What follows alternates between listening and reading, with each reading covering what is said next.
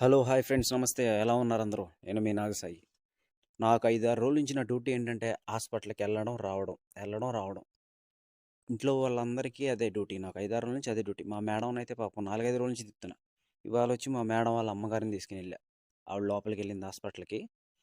ఈ పిల్లలకి మేడంకి డ్యూటీ ఇంకా అదే నాకు 5-6 రోజుల నుంచి. ఇంకా హాస్పిటల్ నుంచి వెనక్కి వచ్చాక మెడికల్ షాప్కి వెళ్ళింది ఆవిడ. లోపల ఏ మెడిసిన్ తీసుకుంటూ లోపలికి వెళ్ళింది. యాజ్ యూజువల్ ఇంటికి వచ్చేసాం వెనక్కి.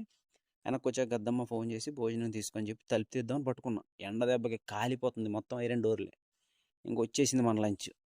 తెలిసిందే కదా, చికెన్ ఇక్కడ కామన్. ఇంకొచ్చేసి చికెన్ కొంచెం తినేసి కొంచెం రైస్ తినేసి, రైస్ ఎక్కువ తినట్లా తగ్గించా కొంచెం.